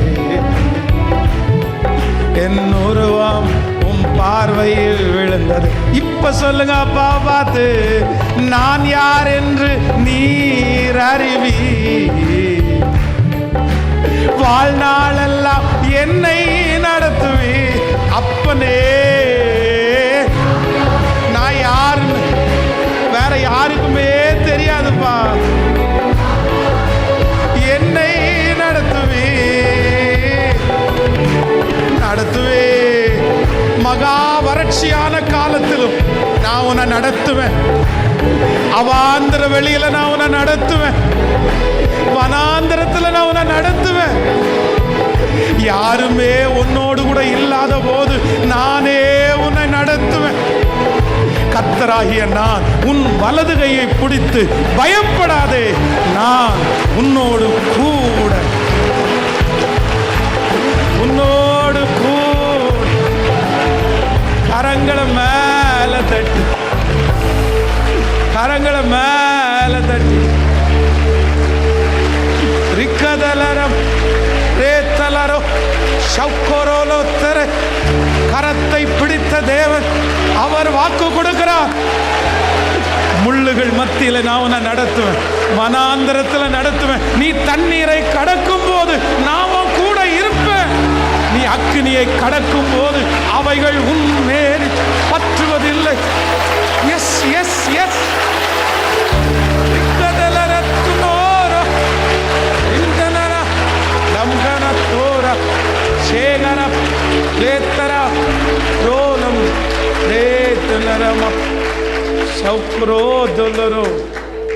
நன்றியப்பா, நன்றி நன்றி.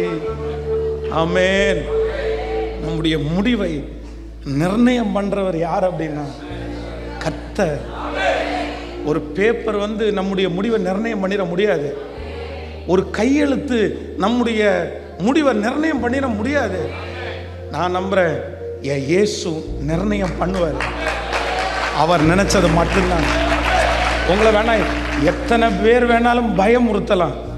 அதான் சத்துரு பேதுருவை சோதிக்கும் போது அவ்வளோதான், அவனை முடிச்சிடணும்னு நினச்சி தான் முடிவை நிர்ணயம் பண்ணிட்டான். அவனுக்குள்ள பயத்தை உண்டு பண்ணியாச்சு. ஆனால் ஆண்டவர் என்ன சொல்கிறார் தெரியுமா? நானும் உன் விசுவாசம் ஒளிந்து போகாதபடி அப்படின்னா பிசாசு நமக்கு விரோதமாய் நிர்ணயம் பண்ற முடிவை கூட கர்த்தர் நிறைவேற்ற விடமாட்டாரு. எப்பவுமே நீ எப்படி ஜெபிக்கணும்னா, என் காலங்கள் இன்னொருத்தருடைய கையில் அல்ல, என் காலங்கள் யார் கையில் அப்படின்னா கர்த்தர் கையில்.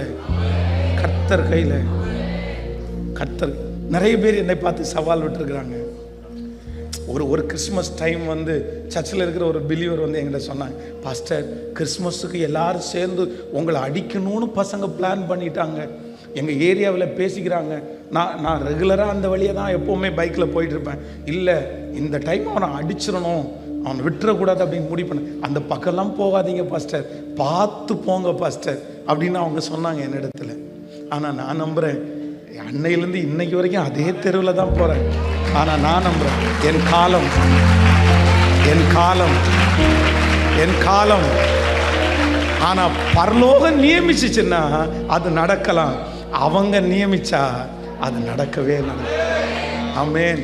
தானியேல சிங்கத்தினுடைய கெபியில போடுறதுக்கு முன்னாடி வர்றவங்களும் போறவங்களும் எல்லாம் என்ன பெரிய ஜாலியா இருக்க போல தெரியுது, சந்தோஷமா இருக்க போல தெரியுது. எத்தனை நாளைக்கு, இன்னும் எத்தனை நாள் இருக்குது, இன்னும் எத்தனை நாள் இருக்குது? சரி, போகிறதே போற, சாகவே சாக போற, கொஞ்சம் சந்தோஷமா இரு, பரவாயில்ல, மகிழ்ச்சியா இரு. நான் நம்புறேன் சுத்தி இருக்கிறவங்க எத்தனை பேர் எவ்வளவு கிண்டல் பண்ணியிருப்பாங்க தெரியுமா? அவன் 3 வேளையும் தொடர்ந்து ஜெபம் பண்ணும்போது இன்னும் எத்தனை நாளைக்கு அவன் ஜெபம் பண்ண போறான், இனி எத்தனை நாளைக்கு அவன் ஆண்டவரை தேடி போறான், முடிய போகுது இன்னும் கொஞ்ச நேரத்தில். ஆனா தானியேலுக்கு மட்டும் ஒண்ணு தெரியும், டே என் முடிவை யார் நிர்ணயம், யார் நிர்ணயம் பண்ண போற? நீ யாரு? நீ என் முடிவை நிர்ணயம் பண்றதுக்கு யாரு? ஆனா அத்தனை பேரும் அவர்களுடைய முடிவை நிர்ணயம் பண்ணும்போது ஆண்டவரோட இவன் பக்தியா நடக்கிறான்னு அந்த ராஜாவுக்கு தெரியும். காலையில எழும்பி நேர சிங்கக்கபிக்கு வந்து அவன் செத்து போவான்னு நினைச்சு வரல, செத்து போயிருப்பான்னு நினைச்சா ராஜா வந்து அங்கே தான் உட்காந்துருப்பார். அவன் உயிரோடு இருப்பான்ற நம்பிக்கை அவருக்கு இருந்துச்சு.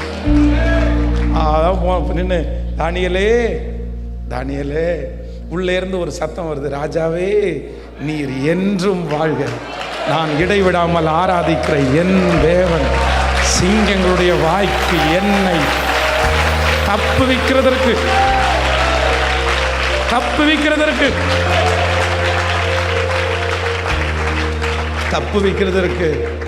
என் முடிவு கர்த்தருடைய கரத்தில் இருக்கு. ஸோ நம்பர் 2, ரெண்டாவதாக வேகமாக ஒரு வசனத்தை நம்ம வாசிக்க போகிறோம். நீங்கள் வந்து வாசிக்கலாம்.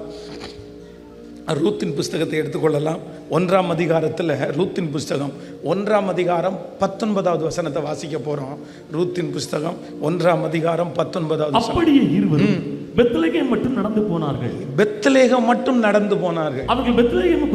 அவர்கள் பெத்லகேமுக்கு வந்தபோது ஊரார் எல்லாரும் அவர்களை குறித்து ஆச்சரியப்பட்டு இவள் நகோமியோ என்று பேசிக் கொண்டார்கள். அதற்கு அவள் நீங்கள் என்னை நகோமி என்று சொல்லாமல் மாறாள் என்று சொல்லுங்கள். சர்வ வல்லவர் எனக்கு மிகுந்த கசப்பை கட்டளையிட்டார். நான் நிறைவுள்ளவளாய் போனேன். கர்த்தர் என்னை வெறுமையாய் திரும்பி வர பண்ணினார். கர்த்தர் என்னை சிறுமைப்படுத்தி சர்வ வல்லவர் என்னை கிளேசப்படுத்தி இருக்கையில் நீங்கள் என்னை நகோமி என்பானேன். கவனிங்க, பஞ்சத்தை பார்த்து இந்த நகோமி அம்மா தன்னுடைய பெத்தேலை விட்டு அவங்க கடந்து போயிட்டாங்க. திரும்பி வரும்போது நிறைய பேருக்கு நகோமியினுடைய ஜாடம் மாதிரி தெரியுது. இவன் நகோமி மாதிரி தெரியுது இல்ல? ஏன்னா உருக்குலைஞ்சிட்டாங்க. ஒரே வீட்டில் 3 மரணம் அப்படின்றது வந்து அது யாராலையும் ஜீரணிக்க முடியாது. அதுவும் ஒரு வீட்டில் இருக்கிற ஆண் பிள்ளைகள் 3 பேரும் மரித்து போனார்கள். தன்னுடைய கணவனார் மரிச்சு போனார், அதுவே ஒரு பெரிய இழப்பு. தன்னுடைய பிள்ளைகளுக்கு ஒரு குழந்தை கூட இல்லை. கல்யாணமான புதுசுலேயே 2 பிள்ளைகளுமே இப்போ நிறைவுள்ளவளாய் எல்லாவற்றையும் எடுத்துக்கொண்டு வாழ்ந்துறான்ற ஒரு பெரிய தைரியத்தில் போன இந்த அம்மா இப்போ எல்லாத்தையுமே இழந்து உருக்குலைஞ்சு ஒன்றுமே இல்லாமல் திரும்பி வரும்போது நகோமின்னா மகிழ்ச்சி, சந்தோஷம், ஹாப்பி, அப்படி சந்தோஷமா எல்லாரும் நகோமி நகோமி நகோமி. உடனே சொல்றாங்க, என்னை நகோமின்னு கூப்பிடாதீங்க, என்னை மாறாள்னு கூப்பிடுங்க. சர்வ வல்லவர் எனக்கு மிகுந்த கசப்பை கட்டளையிட்டார். நான் நிறைவுள்ளவளாய் போனேன், நான் குறைவுள்ளவளாய். நகோமியினுடைய உள் மனசு ஆழத்தில் அவங்க ஒரு முடிவை நிர்ணயம் பண்ணாங்க. இனி என் வாழ்க்கையில் நான் நன்மையை பார்க்கவே மாட்டேன்ற ஒரு முடிவு. தன்னுடைய 2 மருமக்களும் வந்து, மாமி நான் உங்க கூட தான் வருவோம், நாங்கள் உங்களை விட்டு பிரிய மாட்டோம் அப்படின்னு சொல்லும்போது இந்த அம்மா என்ன சொல்றாங்க அப்படின்னா, என் வாழ்க்கை முடிஞ்ச மகளே, என் வாழ்க்கை முடிஞ்சிருச்சு, நான் ஏறக்குறைய எஜ்ஜுக்கு வந்துட்டேன், இனி இதுக்கு மேலே நான் பிழைச்சிருக்க மாட்டேன். நான் இனி கல்யாணமாகி எனக்கு ஒரு குழந்தை பிறந்து அந்த குழந்தை வளர்ந்து அதை நான் உங்களுக்கு கல்யாணம் பண்ணுறது வரைக்கும் நீங்கள் தரித்திருக்க முடியுமா? வேண்டாம், உங்கள் அப்பா அம்மா சொல்கிறது மாதிரியே நீங்கள் போயிருங்க, அவங்க உங்களுக்கு ஒரு நல்ல வாழ்க்கையை, நான் முடிஞ்சிருச்சு. இந்த சத்தத்தை கேட்கிற யாரோ ஒரு தேவனுடைய பிள்ளை சுத்தி இருக்கிற அத்தனை வாக்குத்தத்தங்கள் 21 நாட்கள் பேசப்பட்டாலும் உங்க மனசனுடைய இருதயத்தின் ஆழத்துல உங்களை குறித்து நீங்களே ஒரு முடிவை நீங்க கட்டி இருக்கலாம். வாலிப தம்பியா இருக்கலாம், தங்கச்சியா இருக்கலாம். நான் எழும்ப முடியாது பாஸ்டர், நான் அவ்வளோ பரிசுத்தமா இல்லை, நான் பாவி, நான் மோசமானவன், உங்களுக்கு யாருக்குமே தெரியாது. அதனால நான் ஒரு முடிவை நிர்ணயம் பண்ணிட்டேன். அவ்வளோதான், என் தலையெழுத்து இவ்வளோதான், நான் இவ்வளோதான் பண்ண முடியும். என்ன பண்ண என்ன செய்ய ஆண்டவர் எனக்காக இதை அனுமதிச்சிட்டாரு. ஆனால் நான் நம்புகிறேன், திடீரென்று ஒரு நாள் ஆண்டவர் எல்லாத்தையும் மாற்றி இப்போ ரூத்துக்கு ஒரு குழந்தை பிறகுது. அந்த குழந்தை பிறந்த உடனே அந்த குழந்தைய யாருடைய மடியில் கொண்டு போய் வைக்கிறாங்கன்னா, ஊரில் இருக்கிற அத்தனை பேரும் வந்து ரூத்துக்கு பிள்ளை பிறந்துன்னு சொல்லலை, யாருக்கு பிள்ளை பிறந்துன்னு சொன்னாங்களாமா, நகோமி ஒரு பிள்ளை பெற்றார். அவங்க வம்சத்தில் தான் தாவீது, தாவீதனுடைய வம்சத்தில் தான்.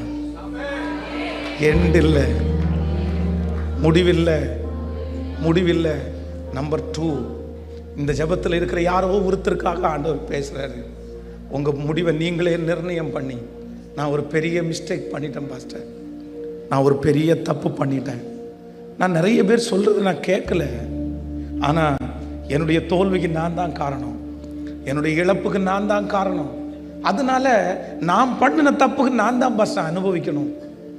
எனக்கு நான் டிசைட் பண்ணிட்டேன், எனக்கு இதான் வாழ்க்கை, எனக்கு இதான் எதிர்காலம், எனக்கு இனி ஒன்றும் இல்லை, என்னை யாருமே என்னை வந்து சந்தோஷம்னு யாருமே அழைக்க வேண்டாம், என்னை மாறாதுன்னே வச்சுக்கங்க. ஆனால் ஆண்டவர் அப்படிப்பட்ட ஒவ்வொரு இருதயத்தை பார்த்து திரும்பவும் சொல்கிறார், இல்லை, உன் முடிவை நீயும் நிர்ணயம் பண்ண முடியாது, எவரையும் மேன்மைப்படுத்தவும் பலப்படுத்தவும் அவருடைய கரத்தால். பேதுரு முடிவு பண்ணிட்டான், யார ஆண்டவர் உயிர் தெளிந்து கூப்பிட்டாலும் என்னை மட்டும் ஆண்டவர் கூப்பிடுவார்ன்ற நம்பிக்கை 1% கூட அவனுக்கு இல்லை. ஏன் அப்படின்னா, நான் ஆண்டவரை மறுதளிச்சவன், சபிச்சவன், இவ்வளவு நன்மை செஞ்சும் ஆண்டவரை ரொம்ப தூசிச்சவன். ஆனால் ஆண்டவர் வந்து எல்லாரிடத்துலையும் சொன்னது மட்டும் இல்லை, ஸ்பெஷலாக யாரை சொல்கிறாருன்னா, பேதுருடத்தில் சொல்லுங்கப்பா,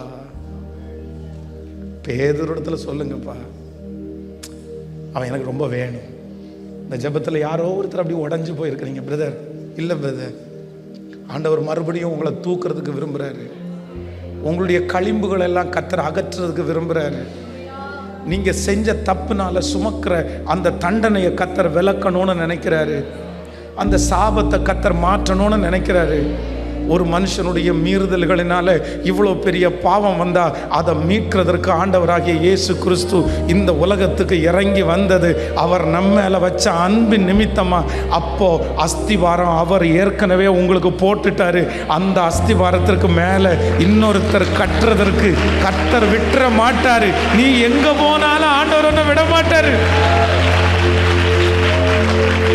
உங்க பிள்ளை எங்க போனாலும் ஆண்டவர் விட மாட்டாரு. மம்மி என்னை விட்டுருங்க, மம்மி டாடி என்னை விட்டுருங்க டாடி, நீங்க சந்தோஷமா இருங்க டாடி, நீங்க மகிழ்ச்சியா இருங்க டாடி, நீங்க மகிழ்ச்சியா இருங்க மம்மி, என்ன நினைக்காதீங்க மம்மி, நீ தம்பியை பாருங்க, தங்கச்சியை பாருங்க, என் வாழ்க்கை முடிஞ்சிருச்சு, என் லைஃபும் முடிஞ்சிருச்சு. யாரோ ஒருத்தர் தன்னுடைய மனைவியை பார்த்து, நீ பிள்ளைகளை பார்த்துக்கம்மா, நான் ரொம்ப நாள் உயிரோட இருக்க மாட்டேன், நான் ரொம்ப நாளெல்லாம் வாழ மாட்டேம்மா, நீ பார்த்துக்கம்மா. ஏதோ ஒரு மனைவி, ஏதோ ஒரு அம்மா யாரையோ ஒருத்தரை பார்த்து, நீங்க எல்லாரையும் பார்த்துங்க, நான் உயிரோட வாழ்றதே இந்த 2 பிள்ளைகளுக்காக மட்டும்தான் வாழ்றேன், இந்த 3 பிள்ளைகளுக்காக மட்டும்தான் வாழ்க்கிறேன், என் வாழ்க்கை முடிஞ்சிருச்சு, எல்லாம் உடஞ்சிருச்சு, இனி எங்க ஒட்ட வைக்க முடியும்? நீங்க போய் நிற்கிற இடத்துல எல்லாம் நிறைய பேர் சொல்லலாம், இனி இந்த உடஞ்ச பாத்திரத்தை ஒட்ட வைக்கிறதுக்கு ஒருத்தரால முடியாதுப்பா, யார் நினைச்சாலும் முடியாதுப்பா. ஆனால் இன்றைக்கு இந்த ஆலயத்தில் உலாவுகிற பரிசுத்த ஆவியானவர் நிறைய பேருடைய தோள் மேலே கையை போட்டு அப்படியே தட்டி, நீ என்னடா நினைக்கிற, நீ என்னப்பா நினைக்கிற, உன் முடிவு உன் கையில் இல்லை, உன் கையில் இல்லை. நீ சூழ்நிலையெல்லாம் பார்த்து மடிஞ்சு போறேன்னு நினைக்கிறியா? கர்த்தர் கைவிட்டுட்டாருன்னு நினைக்கிறியா?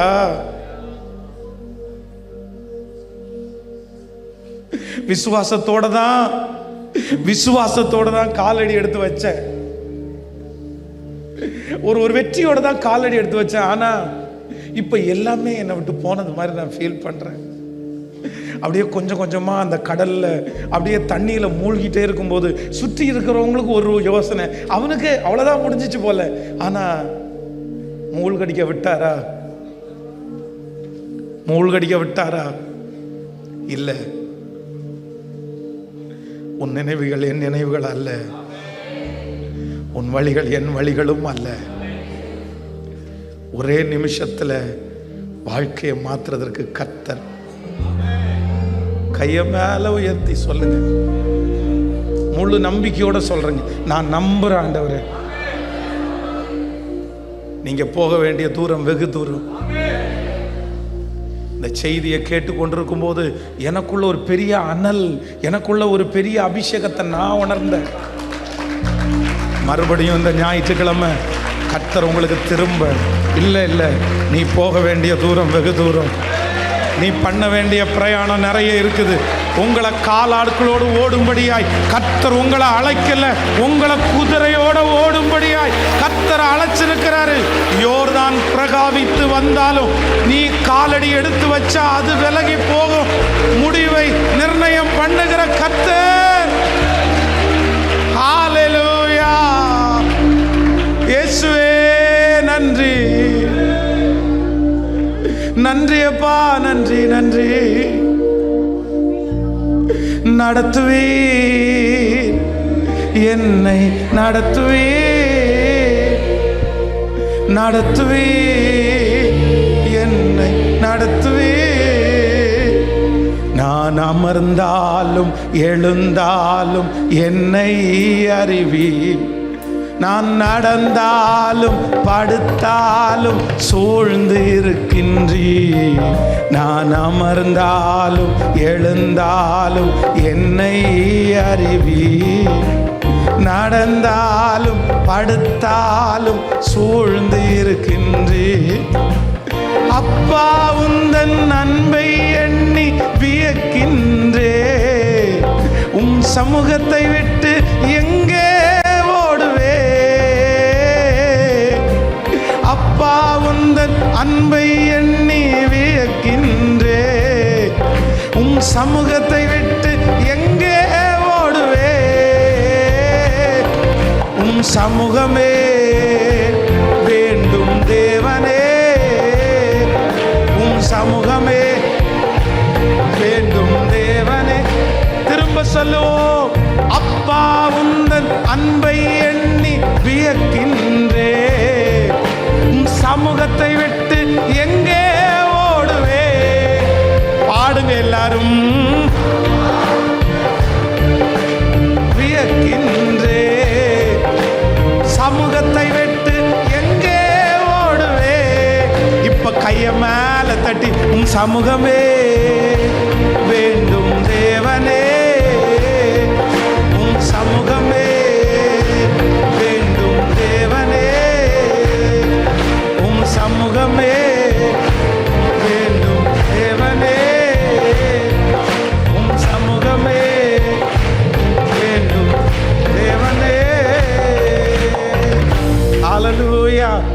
நம்பர் 1, முதலாவதாக என்னுடைய முடிவை நிர்ணயம் பண்ணுகிறவர் யார் அப்படின்னா கர்த்தர். கர்த்தர். நம்பர் 2, இரண்டாவதாக என்னுடைய முடிவை நான் அல்ல, என் முடிவை நிர்ணயம் பண்ணுகிறவர் யார் அப்படின்னா கர்த்தர். நம்பர் 3, மூன்றாவதாக என்னுடைய முடிவை நிர்ணயம் பண்ணுகிறது என்னை சுற்றி இருக்கிற சூழ்நிலைகள் அல்ல, கர்த்தர். பிரதர், நீங்க ஃபெயிலியர் ஆயிருக்கலாம் பிரதர், உங்களுடைய வேலைகள் வந்து, உங்களுடைய தொழில் வந்து ஒருவேளை நிறைய பேர் மறந்துருக்கலாம். நான் நல்லா தான் பாஸ்டர் உழைக்கிறேன், நான் நல்லா தான் பாடுபடுறேன், நான் நிறைய பிரயாசம் எடுக்கிறேன், ஆனால் என்னை சுற்றி இருக்கிற சூழ்நிலை ஒரு முடிவை வச்சிருக்குது. என்னை சுற்றி இருக்கிற நிறைய சூழ்நிலைகள் வந்து நீ எப்படி முன்னேற போற, எப்படி இதில் ஜெயிக்க போற? முடியாது. எத்தனையோ பேர் இந்த காரியத்தை செஞ்சு தோற்று போயிட்டாங்க. அதான் நீங்கள் அதுக்கு ஒரு வசனத்தை எழுதுவீர்களே, ஆனால் லூக்கா எழுதின சுவிசேஷத்தில் 5ஆம் அதிகாரம் 5வது வசனத்தை வாசிக்கும் போது, ஐயரே ரா முழுதும் பிரயாசப்பட்டோம், ஒன்றும் அகப்படவில்லை. இதுதான் அவருடைய வார்த்தை. ஆகிலும் உங்க வார்த்தையினால. அப்படின்னா என்னுடைய சூழ்நிலை சொல்லுது, கடல் சொல்லுது, என்னுடைய கப்பல் சொல்லுது, என்னுடைய நான் போடுற வலை சொல்லுது, இவ்வளவு பிரயாசப்பட்டும் ஒன்றும் நடக்கல, ஒன்றும் நடக்கல, இனி என்ன ஜெயிக்க போறேன்? ஆனா வேதம் சொல்லுது, வலையை போட்ட உடனே மிகுதியான, ஸோ அவங்க நினைச்சே பார்க்க முடியாத அளவிற்கு நான் நம்புறேன். நான் தீர்க்க தரிசனமாக உங்களுக்கு சொல்றேன், இது நடக்கிறத நீங்க உங்கள் கண்களால். சிலருக்கு இந்த வருஷம் முடிகிறதுக்கு முன்னாடியே கர்த்தர் நடத்தி தர போறாரு. திரும்ப திரும்ப சொல்றேன், உங்க கைகள், நிறைய பேருடைய கைகள் பத்திரத்திற்கு கையெழுத்து போட போகிறது. ஆமேன் சொல்லுங்க. ஆடல் பாடல் சத்தம் உங்க வீட்டில் கேட்கும், களிப்பின் சத்தம் உங்க வீட்டில் கேட்கும், குழந்தை சத்தம் உங்க வீட்டில் கேட்கும், வெற்றியின் கம்பீர சத்தம். உம்முடைய துவக்கம் அற்பமாய் இருந்தாலும் உம்முடைய முடிவு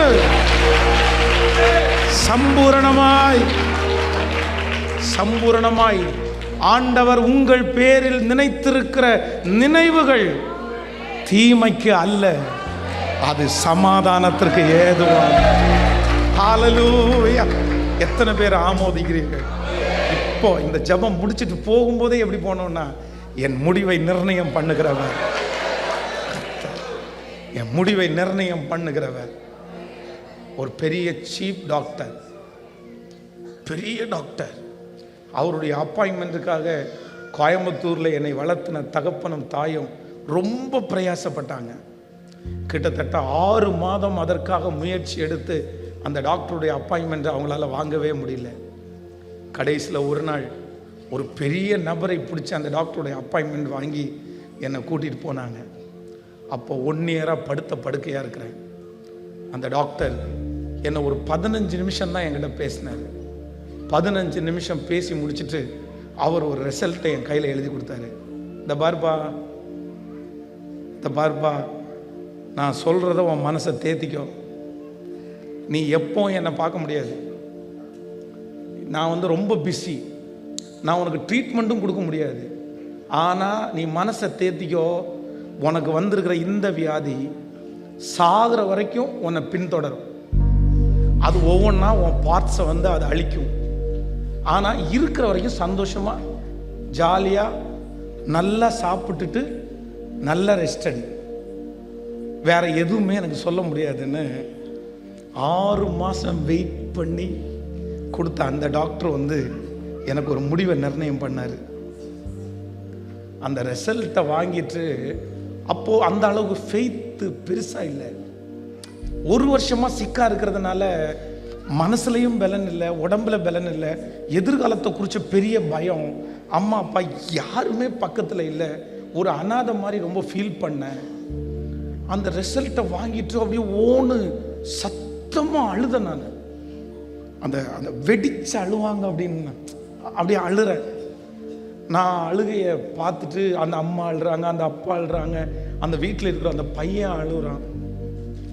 ஆனால் அந்த அந்த அழுக அந்த பெருமூச்சை ஆண்டவர் இடத்துல போய் சேர்ந்துச்சுன்னு நினைக்கிறேன். இன்றைக்கு அந்த டாக்டர் எங்கே இருக்காருன்னு தெரியல, எங்க இருக்காருன்னு தெரியல. ஒன்று முன்னை சேதப்படுத்த நம்ம தப்பே பண்ணியிருந்தாலும் நம்ம முடிவை நிர்ணயம் பண்றது அந்த ஜட்ஜோட கையில தான் இருக்குது. யார் உங்களை நிர்ணயம் பண்ண முடியும்? நீ மனசே விடாதீங்க. மனுஷன மாதிரி கர்த்தர் கிடையாது. ஹல்லேலூயா. அப்படியே எளிமை நிற்கலாமா? இந்த பாடல் முடிஞ்சு. இந்த பாடல் ரொம்ப அழகான ஒரு பாடல். இன்னும் ஒரு அரை நோட்டு ஏற்றிக்கலாம். ஓகே, அப்படி பாடி பாஸ்டருடைய கையில் கொடுக்கறதுக்கு விரும்புகிறேன். அப்படி காணிக்க தானே? ஓகே ஓகே, அப்படியே எளிமை நின்று ஹல்லேலூயா. என்னுடைய முடிவை நிர்ணயம் பண்ணுகிற கர்த்தர், என் காலங்களை கையில வச்சிருக்கிறவர், என் கண்ணீரை துருத்தியிலே வைத்திருக்கிறவர், அவைகள் உம்முடைய கணக்கில் அல்லவோ, கணக்கில் அல்லவோ. ஓ நன்றி ஆண்டவரே, நான் யார் என்று நீர் அறிவி, வாழ்நாளெல்லாம் என்னை நடத்துவே. நான் யார் என்று நீர் அறிவே, வாழ்நாளெல்லாம். ஓ ஹல்லேலூயா. நடத்துவீர், என்னை நடத்துவீர், நடத்துவீர், என்னை நடத்துவீர். அதில் ரொம்ப அழகான ஒரு பாடல். அந்த வரி நீங்கள் ரொம்ப ஈஸியாக பாடிடுறீங்க. இவ்வளோ சுலபமாக நீங்கள் கற்றுவீங்கன்னு நினைக்கவே இல்லை. உங்கள் ஊழியக்காரங்க 2 பேரும் பெரிய பாடல். பாடல்னால உலகத்தையே கலக்கிறவங்களாச்சு. நான் இந்த பாட்டை கற்றுக்கிறதுக்கு 100 டைம் கேட்டேன். வெக்கத்தை விட்டு சொல்கிறேன், 100 டைமுக்கு மேலே கேட்டால் தான் ஒழுங்காகவே பாடுவேன் நான். நீங்கள் ரொம்ப அழகாக பாடுறீங்க. ரொம்ப அழகாக இருக்கும் அந்த வசனம். நான் வானத்திற்கு ஏறினாலும் அங்கே இருக்கிறேன், நான் பாதாளத்தில் படுத்தாலும் அங்கும் இருக்கிறேன், என் நினைவுகளை எல்லாம் அறிவே, என்னை முற்றும் அறிந்திருக்கின்றே. நம்முடைய நினைவை கூட ஆண்டவர் என்ன பண்றாரம்மா? ஆமென். சரி, எவ்வளோ நல்ல ஆண்டவர் இல்லை? எவ்வளோ நல்ல ஆண்டவர் இல்லை? எவ்வளோ நல்ல ஆண்டவர் இல்லை? எவ்வளோ நல்ல ஆண்டவர் இல்லை? எவ்வளோ நல்ல ஆண்டவர் இல்லை? ஆமென். இப்போ இந்த ஒரு மாசமா ஒரு பாட்டை பாடிட்டு இருக்கேன். கர்த்தர் பெரியவர், கர்த்தர் பெரியவர், கர்த்தர் பெரியவர். இந்த பாட்டை தான் பாடிட்டே இருக்கேன். அவர் தமது தேவனுடைய நகரத்திலும் அவர் தமது பரிசுத்த பர்வதத்திலும் துதிக்கப்படத்தக்கவர், மிகவும் துதிக்கப்படத்தக்கவர். வட திசையில் உள்ள சீயோன் பர்வதம் வடிப்புமான ஸ்தானமும் ஆகும். அதுவே மகாராஜாவின் நகரம், அதுவே மகாராஜாவின் நகரம். அதன் அரண்மனைகளில் தேவன் உயர்ந்த அடைக்கலம். கர்த்தர் பெரியவர், கர்த்தர் பெரியவர். இந்த மாதம் முழுக்க அதை பாடிட்டே இருக்கிற ஆண்டவர் பெரியவராகவே இருக்கிறார். ஆமென். இந்த பாட்டை பாடி அப்படியே முடிச்சிடலாம், டைம் ஆச்சு. ஓ ஹல்லேலூயா. கரங்களை தட்டி ஆமென். Praise the Lord. நன்றி ஆண்டவரே, நன்றி. நீங்க நல்லவரப்பா, நீங்க ரொம்ப நல்லவரப்பா, நீங்க ரொம்ப நல்லவரப்பா. நன்றி. வானத்திற்கு ஏறினாலும் அங்கே இருக்கிறேன், பாதாளத்தில் படுத்தாலும் அங்கும் இருக்கிறேன். நான் வானத்திற்கு ஏறினாலும் அங்கே இருக்கிறேன், பாதாளத்தில் படுத்தாலும் அங்கும் இருக்கிறேன். என் நினைவுகளை எல்லாம் அறிவே, என்னை முற்றும் அறிந்திருக்கின்றேன். அப்பனே எல்லாம் இயேசுப்பா அறிந்திருக்கின்றேன். கைய மேல தட்டி அறிந்தவரே, அறிந்தவரே, அறிந்தவரே. தகப்பனே, உம்முடைய பிள்ளைகளை பலிபீடத்தில் இருந்து மனதார ஆசீர்வதிக்கிறேன். உன் துவக்கம் அற்பமாயிருந்தாலும் உன் முடிவு சம்பூரணமாயிருக்கும். கலப்பையின் மேல் கையை வைத்து ஆரம்பித்த பிள்ளைகளுக்கு இப்பொழுது உம்முடைய புது பலன் உம்முடைய பிள்ளைகளுக்கு கிடைப்பதாக. Thank you, Jesus. வெட்கப்பட்டு போன இடத்திலே தலையை நிமிர பண்ணுகிறவரும், இழந்து போனதை திரும்ப தருகிறவரும், எங்கள் தலையை உயர்த்துகிறவருமாகிய கர்த்தர் உங்க கரங்களிலே தாழ்த்துறாண்டவர். ஆடல் பாடல் சத்தம் கேட்கும், களிப்பின் சத்தம் கேட்கும், கம்பீர சத்தம் கேட்கும், பத்திரங்களுக்கு கையெழுத்து வைக்கப்படும், பத்திரங்களுக்கு கையெழுத்து போடப்படும். நன்றி ஆண்டவரே. பகைச்சவங்க, வெறுத்தவங்க, ஒதுக்குனவங்க, விழுந்துருவாங்கன்னு நினைச்சவங்க, இனி எழும மாட்டாங்கன்னு நினைச்சவங்க அத்தனை பேருடைய முடிவும் தப்பாகிற மாதிரி, அத்தனை பேருடைய முடிவும் உங்க பாதத்தை முத்தம் செய்யும். நீர் பெருகவும் நாங்கள் சிறுகவும். இயேசுவின் மூலம் பிதாவே.